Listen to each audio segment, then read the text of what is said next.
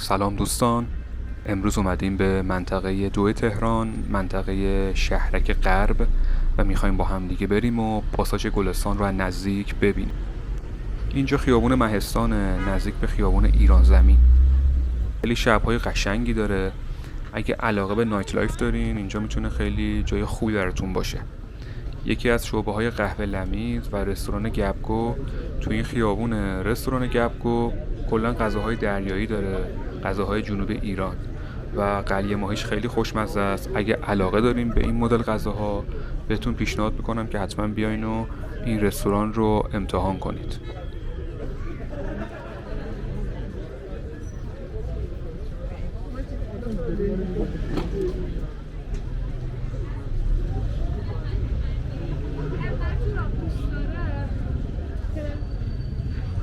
قبل از هر چیز ازتون خیلی ممنونم که این ویدیو رو برای دیدن انتخاب کردید.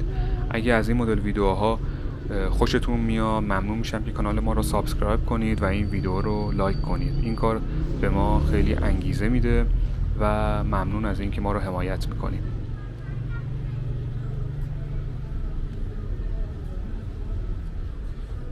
پاساژ گلستان یکی از پاساژهای غرب تهرانه، یعنی محدوده شمال غرب تهران میشه دقیقا. همونطور که دارین میبینید البته اینجا ورودی اصلیش نیست، نمای آجوری داره.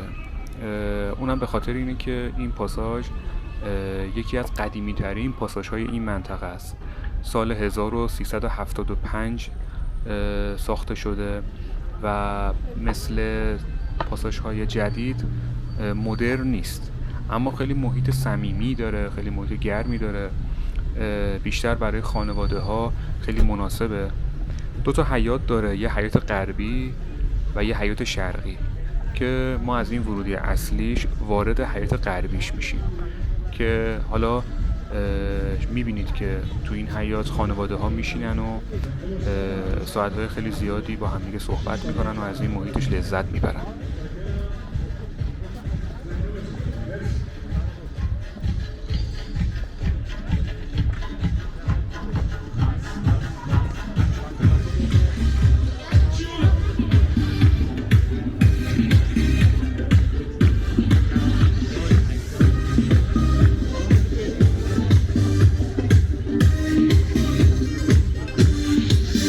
دلت با من هماهنگ نگاه تو چشممه، دلت با من میرقصه همون سی نمیخوامه این دنیا مثل شما زادشه من آهی نیست این حالی رفتارم زیچرا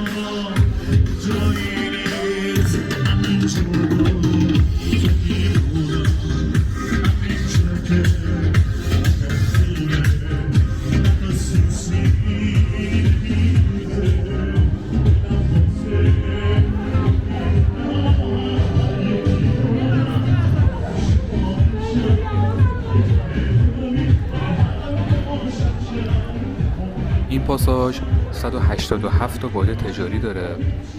بعد مغازه‌هایی که میتونید بیاین و ببینید، اینجا مغازه‌های عطر و اتکلون داره، لوازم بهداشتی و آرایشی داره، فروشگاه‌های کیف و کفش و لباس داره، طلا و جواهر داره، صنایع دستی داره. کلاً میتونم بگم که پاساژ جالبیه و یه نمای خیلی خوبی هم داره. یعنی همونطور که دارین میبینید این آجر 3 سانتیایی که تو این پاساژ به کار رفته، حالا خارج از اون پاساژهایی که خیلی مدرنه میتونه حالا در کنار اونها یه حس خوبی به آدم بده.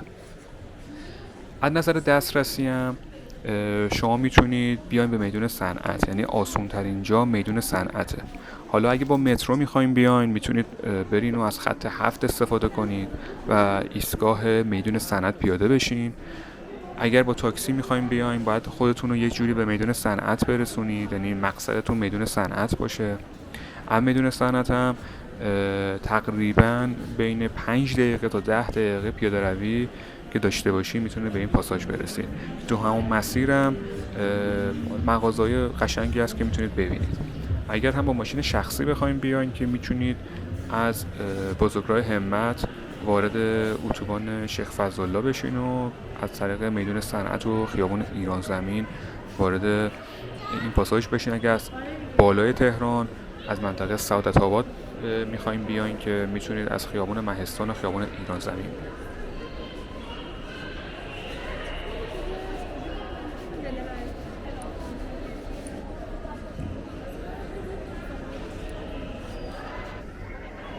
کار جالبی که اینجا کردن اینه که یه سفره 7 سین گذاشتن. من این ویدیو رو که دارم براتون ضبط میکنم نزدیک به عید نوروزه، برای همین اینو سفره 7 سین رو اینجا میبینید.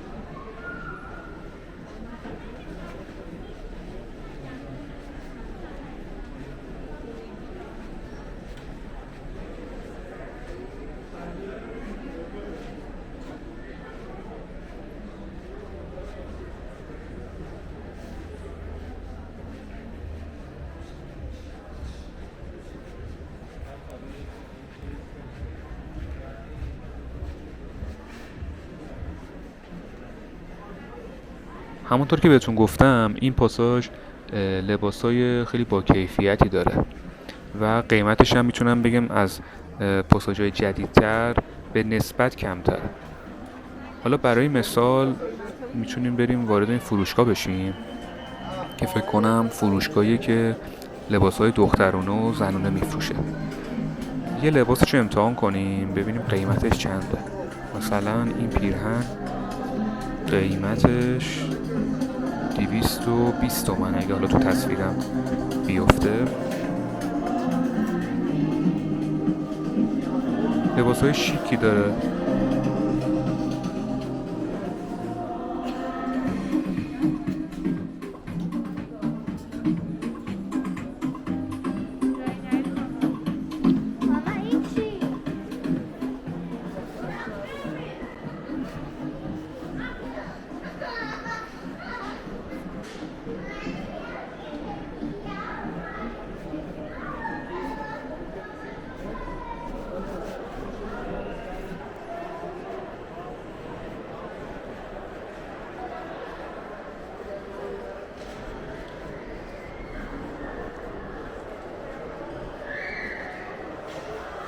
امیدوارم که از دیدن این ویدیو لذت برده باشین. خیلی ممنون که ما رو حمایت میکنید و تا آخر این ویدیو همراه ما بودید.